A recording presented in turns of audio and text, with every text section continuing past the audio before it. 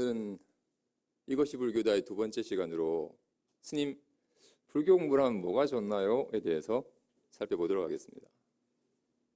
스님이 부산에서 이곳 무상사로 올라오기 위해 매주 KTX를 타고 올라와요. 그래서 매번 부산역이나 서울역에 화장실을 자주 이용하곤 해요. 그 남자 화장실에 들어가면 그 소변기 앞에 전립선 비대증 치료 광고지가 붙어 있어요. 매 소변기마다 다 붙어 있어요. 광고 문구는 이런 내용이에요. 소변이 가늘어진다. 소변을 보고 나서도 시원하지 않다. 자다가 일어나서 소변을 본다. 소변이 자주 마렵거나 참기 어렵다. 이런 문구의 내용들이에요. 이런 배뇨장애로 인해 전립선 비대로 인해 배뇨장애를 겪고 계신 당신, 이 약으로 시원하게 하세요라고 광고하고 있어요. 젊은 사람들이야 배뇨장애를 안 겪겠지만 나이가 든 중년 남성들은 전립선 비대로 인한 배뇨장애를 많이 겪고 있기 때문에 그런 장애를 겪고 계신 분이 그 광고 문구를 보면 나도 이 약을 사서 한번 복용해 볼까라고 급관심을 보이게 돼요. 어떤 약을 광고함에 있어서 이 약을 복용했을 때의 효과를 알려주는 것보다 더 탁월한 것은 없듯이 불교를 권유함에 있어서 불교를 공부를 했을 때 어떤 효과가 있는지를 알려주는 것보다 더 탁월한 것은 없는 것 같아요. 그래서 오늘은 불교 공부를 하면 어떤 좋은 효과가 있는지 한번 알아보도록 하겠습니다. 첫째, 불교 공부를 하면 과거의 어두운 업장이 소멸된다. 1900년경에 활동했던 심리학자 프로이드가 아프리카에서 어떤 흑인을 데리고 와서는 따뜻한 물에 설탕 한 스푼을 타서 마시기 적절하게 타서 줬어요. 근데 그 흑인은 그 물을 극구 마시지 않으려고 하는 거예요. 나중에 알고 봤더니 그 흑인이 살던 지방에는 설탕이 없었기 때문에 그 하얀 분말을 소금이라고 생각했던 거였어요. 그것을 목격한 이후 프로이드는 이르기를 인간은 지금 이 순간에도 철저히 과거의 지배를 받는다.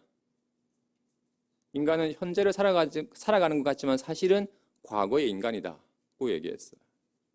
이처럼 우리는 지금 현재를 살아가고 있지만 지난 살아온 삶의 모든 기억들을 다 안고 살아갑니다. 그래서 그 과거의 기억이 좋은 거라면 현재 삶에 아무런 문제가 없겠지만 혹여라도 과거에 좋지 못한 기억을 안고 살아간다면 그 좋지 못한 과거의 기억이 현재의 삶을 장애합니다. 그래서 과거의 어두운 업장을 반드시 자각해서 그 어두운 업장을 소멸해야 돼요. 스님이 예전에 여여선원이라고 하는 포교당에서 잠깐 생활한 적이 있었어요. 이곳처럼 큰 시내 건물에 있는 포교당이에요. 그곳엔 남자 화장실에 따로 스님들 세면장이 안 갖춰져 있어가지고 여러 명이 같이 화장실을 같이 쓰고 화장실 겸 세면장을 써요. 공양을 끝나고 양치질을 하러 들어갔다 보면 이상하게 좀 구린내가 나는 거예요. 너무 역겨울 정도의 구린내가 나는 거예요. 이 냄새가 뭐지라고 하수구에 코를 들이밀고 맡아봐도 이 하수구 냄새가 아니고 변기에서 나는 냄새도 아니었어요. 그래서 뭐지 악취가 난다라고. 근데 매번 공양 후에 양치질을 하러 갈 때마다 이상한 구린 냄새가 나는 거예요. 이상한데 이상하게 맡다 보니까 내 손에서 나는 거예요. 이상하다 하고는 손을 씻었어요. 다음 화장실에 양치질 하러 갔는데도 또 이상한 구린내가 나는 거예요. 하도 이상해가지고 원인이 뭔지 살펴봤더니 이런 물컵에 칫솔들이 많이 꽂혀져 있는데 양치질 끝난 다음에 그 옅은 물이 컵에 자꾸 쌓여가지고 오랫동안 컵을 안 씻어가지고 컵에 고인 물이 썩어가지고 칫솔 끝자락에 그런 썩은 물이 묻어가지고 양치질 할 때마다 이상한 구린내가 나는 거였어요. 그제서야 이 좋지 못한 악취의 원인이 뭔지 정확히 알고서야 원인을 제거했더니 그다음부터는 더 이상 그런 구린내가 나지 않게 되었어요. 어떤 문제가 있으면 그 문제의 원인을 정확히 알아야 돼요. 지금 내 삶을 장애하는 좋지 못한 과거의 기억이 무엇인지 정확히 알아야지 그 문제를 해결할 수 있어요. 두 번째, 불교 공부를 하면 마음이 밝아져서 어두운 장애를 벗어나게 됩니다. 제 몸에 꽃을 달고 있으면 파리가 날아들고, 제 몸에 똥을 묻히고 있으면 꽃을 달고 있으면 나비가 날아들고, 똥을 묻히고 있으면 파리가 날아들어요. 이렇게 서로 비슷한 것끼리는 서로를 불러들여야, 이걸 유유상종이라고 하죠. 그래서 아주 밝은 마음은 그와 유사한 밝은 일을 불러들이고, 어두운 마음은 그와 유사한 어두운 일을 불러들여요. 혹여라도 어두운 재난을 당했다면 남 탓할 것이 없어요. 그의 내면에 있는 어두운 마음이 그런 어두운 일을 불러들인 것이었기 때문이에요. 만일 자신의 마음이 오로지 밝다면 그 사람은 재난 한가운데 들어가도 그 재난을 벗어나게 돼요. 삼낭진 여여정사에 여정명보살님이라고 한 보살님의 신행체험담이에요. 이분은 매월 마지막 주 일요일이면 한 달에 한 번 부산에 다녀오곤 했어요. 그날도 부산에 다녀오는 날이었어요. 그래서 아침 일찍 이불 빨래를 해서 널어놓고 절 주변의 풀들을 베어서 그 풀더미에 불을 지피고 있었어요. 그런데 갑자기 오늘은 부산에 일찍 가야겠다라는 마음이 훅 드는 거예요. 이상했어요. 지금 널어놓은 이불이 채 마르지도 않았고 아직 풀더미에 불이 다 꺼지지도 않았는데 갑자기 오늘은 마음이 급해지면서 오늘은 부산 일찍 가야겠다라고 마음이 막 조급해졌어요. 이 마음을 아무리 진정시키려고 해도 마음이 진정되질 않았어요. 그래서 정말로 누군가에게 떠밀리다시피 하면서 급하게 부산행 기차를 타게 됐어요. 기차에 앉아가지고 자신에게 자문해 봤어요. 내가 오늘 왜 이러지? 왜 이렇게 서두르지? 하고 곰곰이 자문해 보니까 속에서 웬 확신에 찬 소리가 들렸어요. 오늘 부산 일찍 가는 건 잘한 일이야 라는 소리가 들렸어요. 왠지 관세음보살님이 오늘 부산에 일찍 가면 누군가가 널 기다릴 테니 빨리 가라 라고 명령하는 것처럼 들렸기 때문에 왠지 좀 마음이 안정이 되었어요. 살짝 기대하는 마음으로 부산에 도착해서 집문을 열었어요. 아무도 없었어요. 그래도 누가 올 거라 생각하고는 밖에 안 나가고 계속 집을 지켰어요. 저녁이 돼도 아무도 안 왔어요. 그제서야 내가 오늘 뭐가 쉬었나. 아까 이불도 다 걷어놓고 불도 다 꺼지는 거 확인하고 왔어야 되는데 내가 왜 괜히 이렇게 서둘러 가지고 왔을까. 이분이 평소 오후 5시 10분 기차를 탔기 때문에 평소 타던 기차를 타고 왔으면 이렇게 서두르지 않아도 됐었다고요.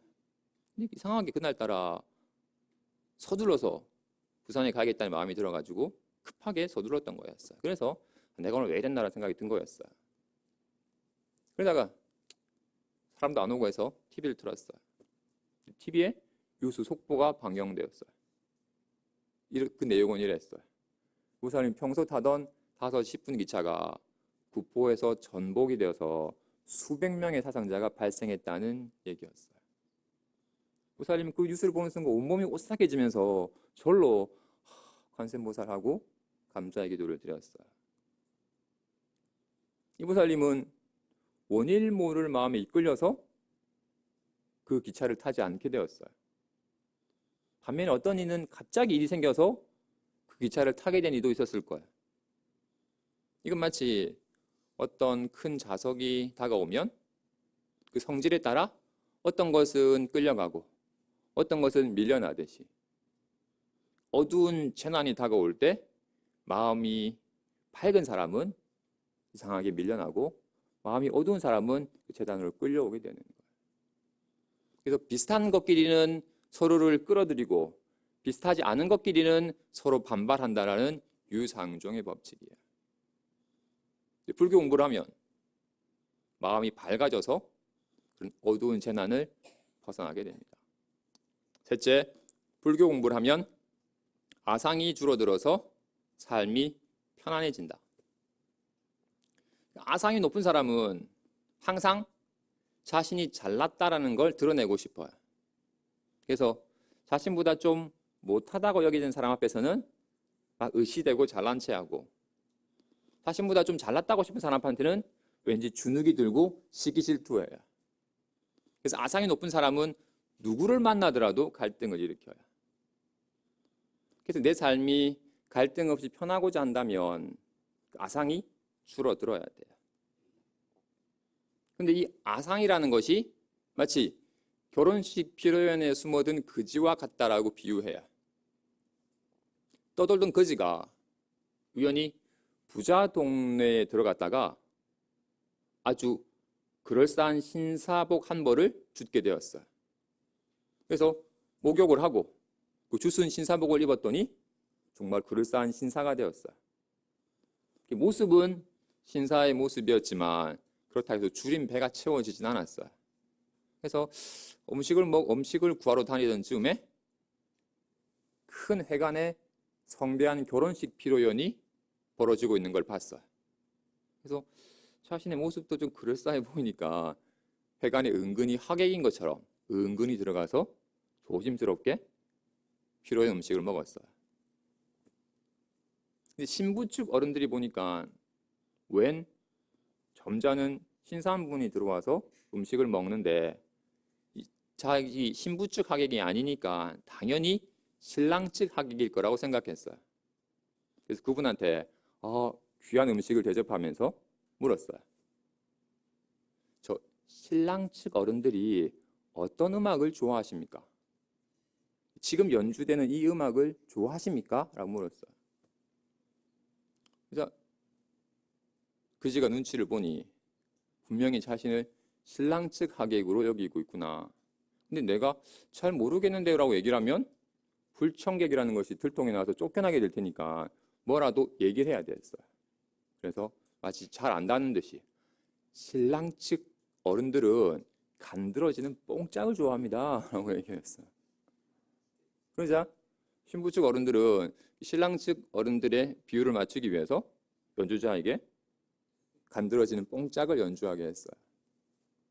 평소 좀 조용한 클래식 음악을 좋아하던 신랑 측 어른들은 뜬금없이 뽕짝이 연주되니까 좀 마음이 불편해졌어요. 하지만 어쩔 수 없이 참아야 됐어요. 신부 측 어른들이 원해서 연주되는 줄 알았으니까.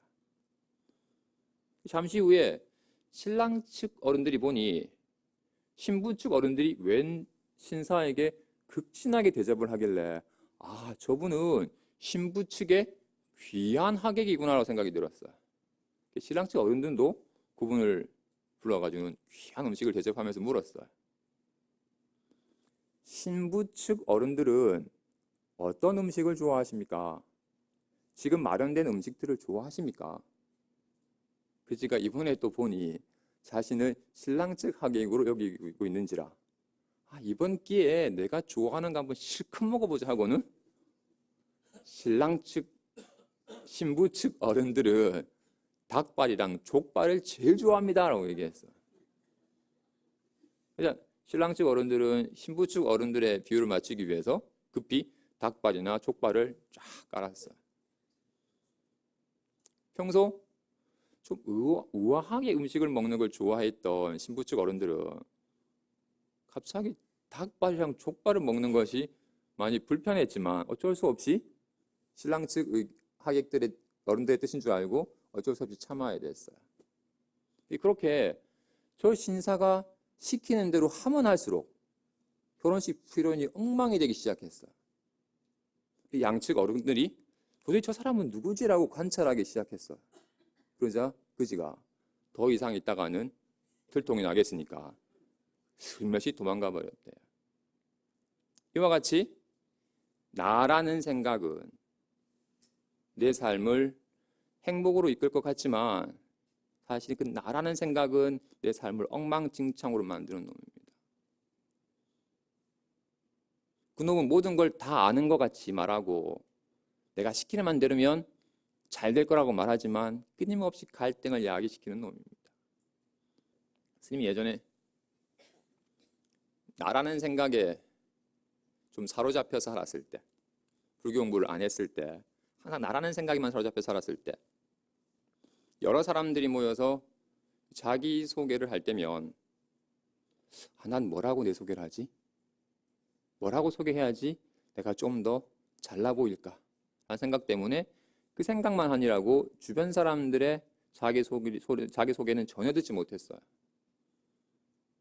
그러다가 내 차례가 되면 어떻게 하지 궁리하다가 긴장한 상태로 갑자기 내 차례가 되면 도리어 좀 버벅거리면서 엉뚱한 자기소개가 나와가지고 분위기가 좀 쎄해졌어요. 그리고 절에 찾아온 탐방객을 보더라도 경직된 얼굴로 눈길 한번 주지 않고 그냥 쌩하게 지나갔어요. 근데 불교 공부를 하면서 나라고 할 만한 것이 없다라는 걸 자각하면서 항상 나를 내세우던 마음이 점차 줄어들었어요. 그리고는 이제 여러 사람이 모여서 자기소개를 할 때면 온전히 말하는 분의 자기소개에 귀를 기울여요.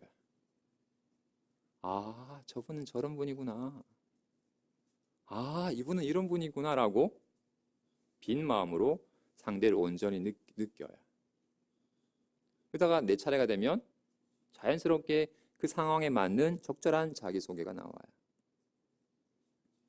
그리고 절에 찾아온 탐방객을 바라볼 때도 이제는 환하게 웃는 얼굴로 반가운 눈빛을 보내면 그분도 반갑게 화답을 해요. 그러면서 어느덧 제 삶에 봄날이 찾아오기 시작했어요. 예전에 온통 나라는 생각에 사로잡히고 나만 내세우려고 할 때는 어딜 가더라도 추운 겨울이었었는데 그 나를 내세우던 마음이 점차 줄어들고 내가 빈자리에 상대를 느끼기 시작하면서부터 제 인생에 봄날이 찾아왔어요. 불교 공부를 하면 아상이 줄어들어서 삶이 편안해집니다. 그리고 봄날이 찾아옵니다. 한 스승이 제자들에게 물었어요. 따스한 봄날이 온 것을 어떻게 알 수 있느냐? 한 제자가 대답했어요. 세상을 뒤엎은 눈이 다 녹고 새싹이 돋아나면 따스한 봄날이 온 겁니다. 아니다. 그것은 아직 따스한 봄날이 온 것이 아니다. 다른 제자가 대답했어요. 들판에 꽃이 피고 사람들이 들로 나가기 시작하면 따스한 봄날이 온 겁니다. 아니다. 그것도 아직 따스한 봄날이 온 것이 아니다. 마지막 제자가 대답했어요. 들로 나가는 사람들이 내 형제나 내 자매처럼 보이면 따스한 봄날이 온 겁니다. 그래, 그렇다. 모든 사람들이 또 다른 나의 모습으로 보이기 시작하면 비로소 따스한 봄날이 온 것이다. 불교를 공부를 하면 나를 내세우는 마음이 줄어들고 빈 마음으로 사람을 느끼기 시작할 때 아, 당신은 또 다른 나의 모습이구나. 김종서의 아름다운 구속에 또 다른 내가 온 거야 라고 한 것처럼 비로소 사랑하는 마음이 깃들면서 모든 사람처럼 모든 사람을 나처럼 사랑하는 마음이 깃들게 됩니다.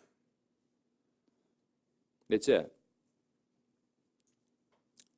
불교 공부를 하면 얼굴이 밝아지고 몸이 건강해지며 집안이 화목해집니다. 스님이 짐을 정리하다가 행자 시절에 찍었던 증명사진을 발견하게 되었어요.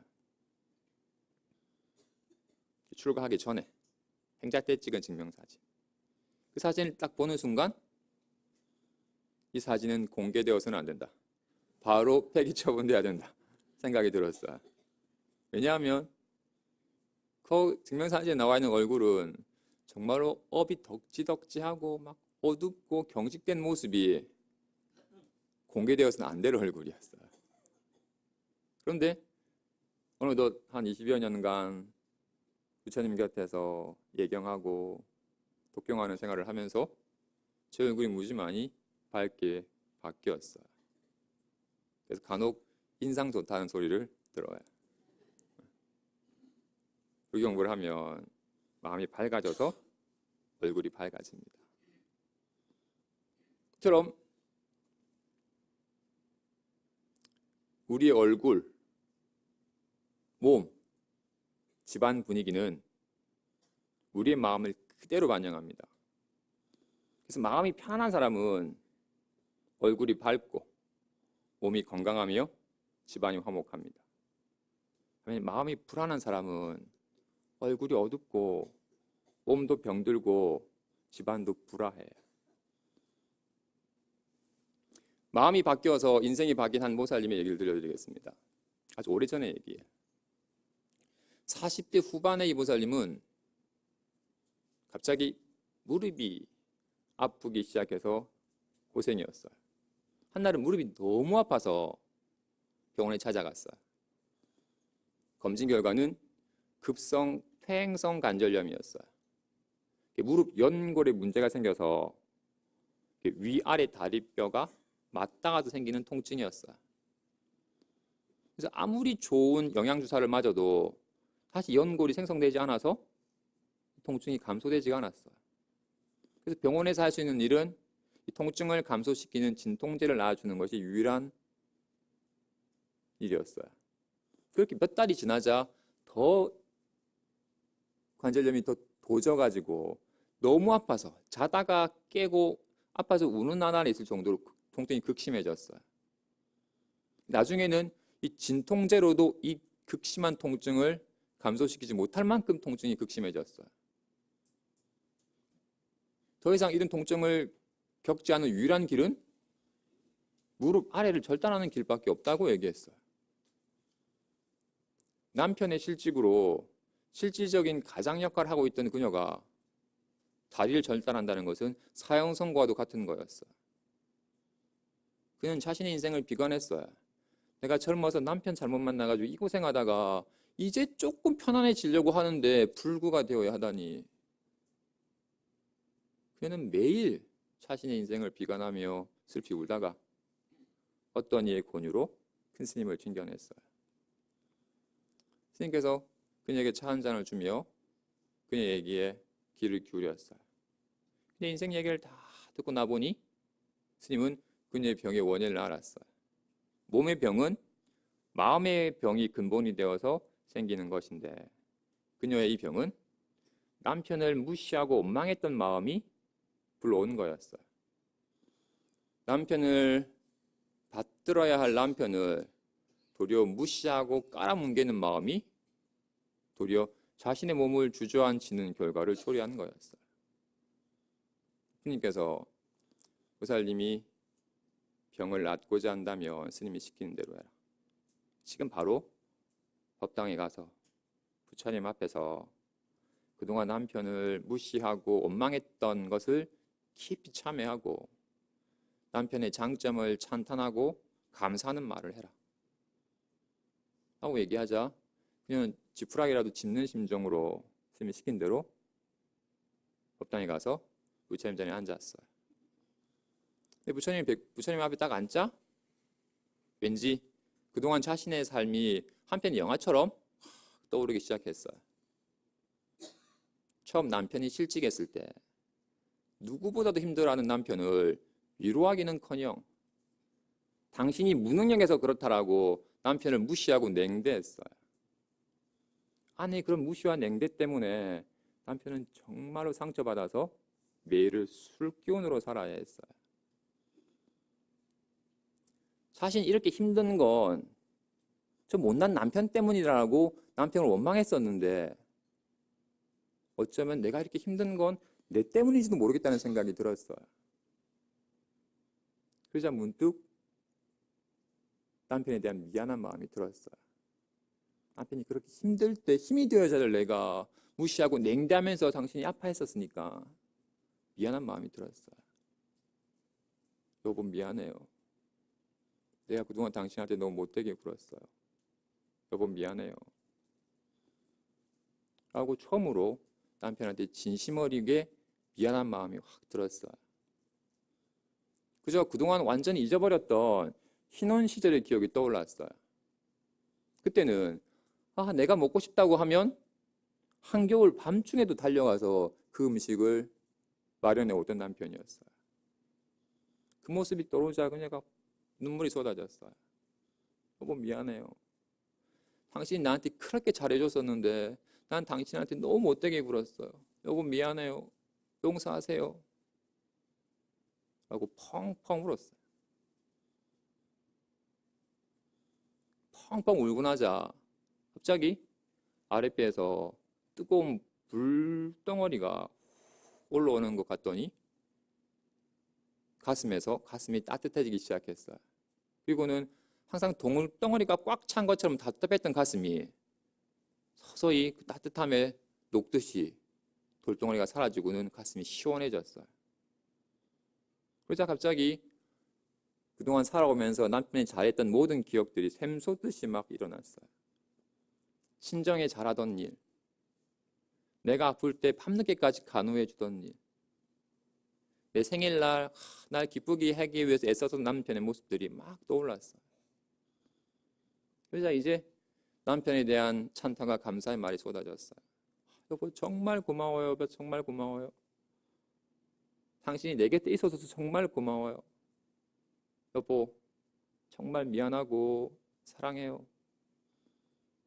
하고 울음과 함께 남편에 대한 참회와 감사의 기도를 드렸어요. 2시간이 언제 지났는지 모르게 시간이 지났어요. 처음 법당에 들어갈 때는 누군가의 부축을 받고서 들어갔었는데 기도가 끝나고 나올 때는 왠지 마음이 가벼워지니까 몸도 가벼워진 듯해서 조심스럽게 혼자서 나오게 되었어요. 그렇게 매일 법당에 가서 부처님 전에 그동안 남편을 무시하고 원망했던 걸 깊이 참회하고 남편의 장점을 찬탄하고 감사하는 기도를 드렸어요. 그랬더니 마음이 너무나도 가벼워지면서 몸도 가벼워지고 무릎의 통증도 점차 감소되기 시작했어요. 그렇게 기도를 한 지 일주일쯤 지났을 때 일을 마치고 집으로 들어와 보니 평생 술에 쩔어 있을 남편이 그날따라 멀쩡한 정신으로 게다가 자신을 위해 식탁에 저녁상을 차려놓는 거야. 또 그녀가 말없이 준비해준 저녁상을 맛있게 먹고 났더니 남편이 갑자기 맞은편에 앉아서는 그녀의 손을 잡고 얘기를 해. 미안하대. 네가 내 때문에 고생이 많지? 내 앞으로 경비라도 할게. 네 호강은 못 시켜줘도 앞으로 고생은 안 시킬게. 내가 네한테 잘할게. 노력할게. 미안하대. 용서해도. 그냥 요 며칠 무릎이 덜 아픈 것보다도 남편과 하이가 더 기뻤어요. 그래서 더 열심히 절에 가서 그동안 조금이라도 남편에 대해서 원망했던 마음을 완전히 이제 다 녹여버리고 남편에 대한 정말로 감사와 찬탄과 사랑의 마음이 가득하도록 기도를 했어요. 그렇게 기도를 한 지 한 달쯤 지나서 병원에 갔어요. 진찰 결과 의사 선생님이 놀래요. 아니 그동안 어느 병원에 가서 무슨 주사를 맞았길래 다시 이렇게 연골이 생성됐냐고 선생님이 놀래요. 그녀가 하는 건 없었어요. 사실 그동안 남편을 무시하고 냉대하고 원망했던 마음이 남편을 받들고 찬탄하고 감사하는 마음으로 바뀐 것뿐이었어요. 그녀의 마음 하나 바뀌었는데 지옥 같은 삶이 극락 같은 삶으로 바뀌었어요. 불교 공부를 하면 마음이 밝아져서 얼굴이 밝아지고 몸이 건강해지며 집안이 화목해집니다. 마지막, 불교 공부를 하면 지금 이 순간에 집중하여 삶의 기쁨을 누리게 된다. 행복하려면 더 편안함을 구하느라 지금의 편안함을 놓쳐서는 안 됩니다. 살면서 돈이 얼마쯤 있으면 근심 없이 편안할 수 있을까요? 집이 몇 평쯤 되면 근심 없이 편안할 수 있을까요? 직급이 얼마쯤 올라가면 근심 없이 편안할 수 있을까요? 스님이 예전에 가끔 피곤하면 부산에 허심청이라는 목욕탕에 쉬러 가요. 꽤 큰 목욕탕이에요. 거기는 탕 안에 누워서 쉴 수 있는 비치 의자가, 수면 의자가 탕 안에 마련되어 있어요. 작은 일반 의자도 마련되어 있고. 근데 그 수면 의자 수가 많지 않아서 항상 많은 사람이 거기 누워서 쉬어요. 스님도 간혹 피곤하면 허지정 목욕탕에 가서 그 수면 의자에 누워서 편히 쉬곤 했어요. 그날따라 너무 피곤해서 오늘도 좀 쉬어야겠다라고 목욕탕에 갔어요. 근데 역시나 수면 의자에 사람들이 가득 누워서 쉬고 있었어요. 어쩔 수 없이 옆에 있던 그냥 의자에 앉아서 빨리 수면 의자가 비기를 기다렸어요. 혹여라도 내가 잠깐 방심한 사이에 자리가 비었는데 누가 확 앉아버리면 안 되니까 어디가 자리가 비나라고 긴장하면서 주시하면서 기다렸어요. 그날따라 너무 피곤해서 진짜 빨리 쉬고 싶은데 자리가 안 비어서 쉬지 못하고 있었어요. 빨리 안 비나? 좀 빨리 쉬고 싶은데 하고 하다가 문득 지금 뭐하지? 빨리 쉬고 싶다며. 근데 왜 지금 못 쉬니? 지금 서 있는 것도 아니잖아. 지금 의자에 앉아 있잖아. 이 앉은 의자에서는 못 쉬니? 왜 꼭 저 수면 의자에서만 쉴 수 있다고 생각해서 지금 이 의자에서 못 쉬고 있어? 전 더 편안한 걸 추구하느라 지금의 편안함을 놓치고 있었어요. 우린 더 많은 돈, 더 큰 집, 더 높은 자리를 바라느라 지금 내가 가진 것의 소중함을 잊어버리고 삽니다. 근데 불교 공부를 하면 항상 마음이 지금 이 순간에 집중하기 때문에 지금 내가 가진 것의 소중함을 잊지 않고 살아가게 돼요. 둘째, 행복하려면 자신의 생각에 사로잡혀서 괴로워하는 일이 없어야 해요.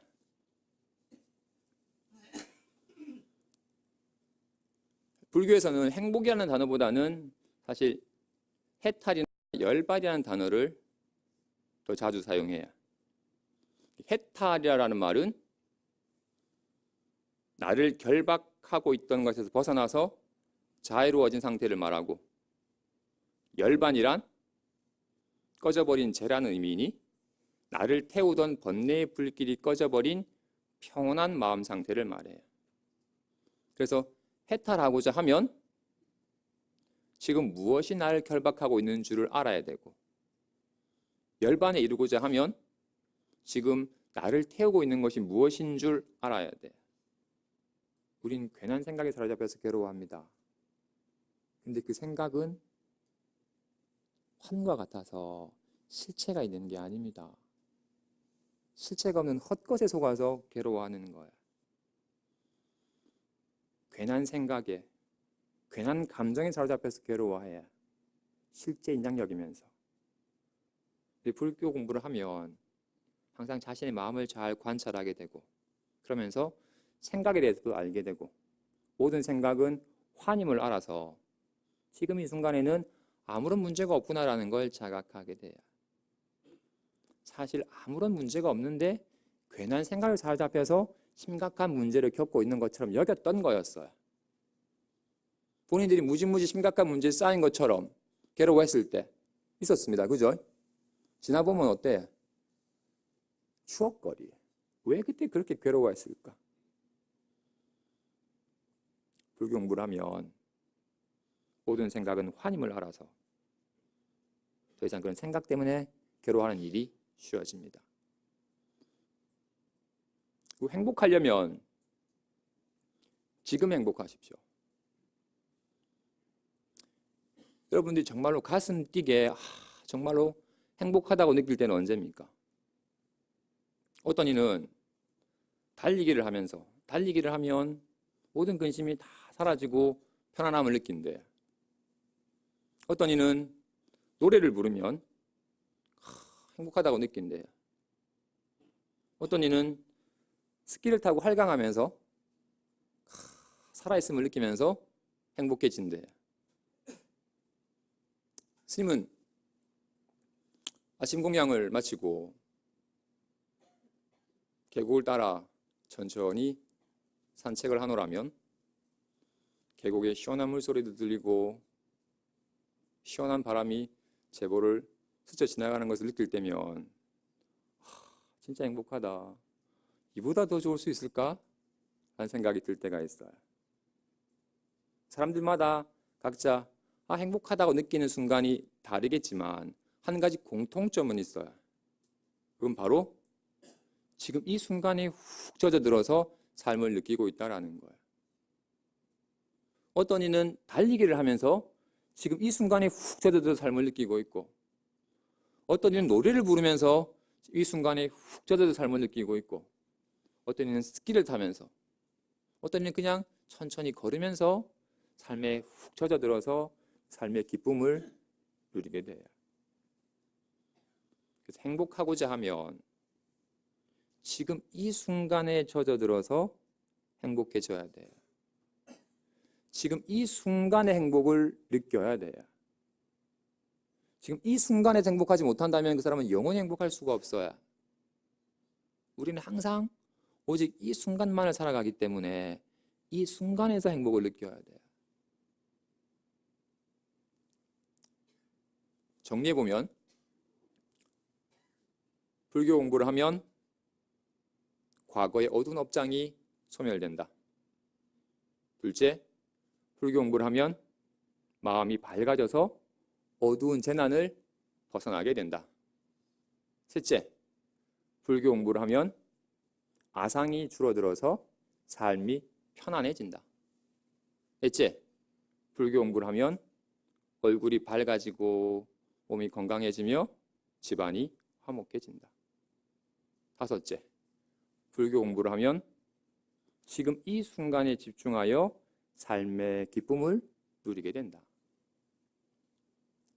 추가로 얘기하면 행복하려면 더 편안함을 추구하느라 지금의 편안함을 놓쳐서는 안 된다. 행복하려면 자신의 생각에 사로잡혀 괴로워해서는 안 된다. 행복하려면 지금 이 순간의 행복을 느껴야 한다. 스님이 한 10여 년 전에 부산 여여선원에서 불교대학을 한 1년간 한 적이 있었어요.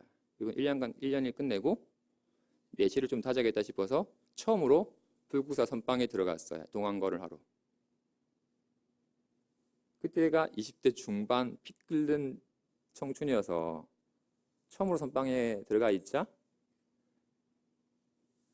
게다가 1년 동안 막 사람들과 같이 분주하게 바쁘게 살다가 갑자기 출입이 통제된 곳에 들어가면 여간 깝깝한 게 아니에요.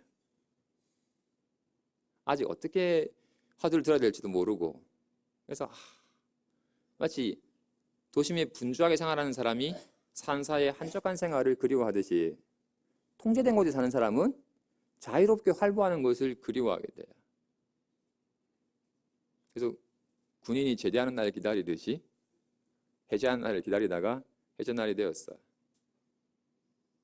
그래서 제일 먼저 은사스님께 해제 인사를 드리러 시외버스를 타고 부산으로 도착했어요.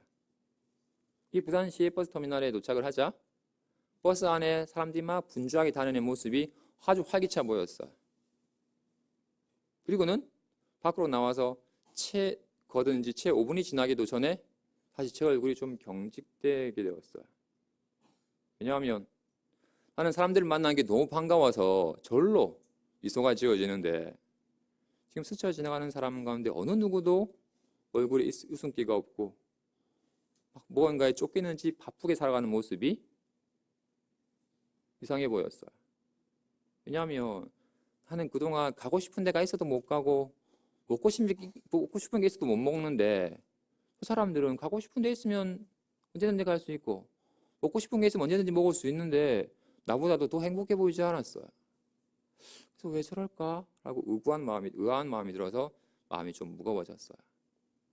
그러다가 여여선원 문을 딱 들어서는 순간 다시 제 마음이, 제 얼굴이 확 환해졌어요. 제가 동안거 결제에 들어간 동안 100일 기도를 시작한 보살님을 만났어요.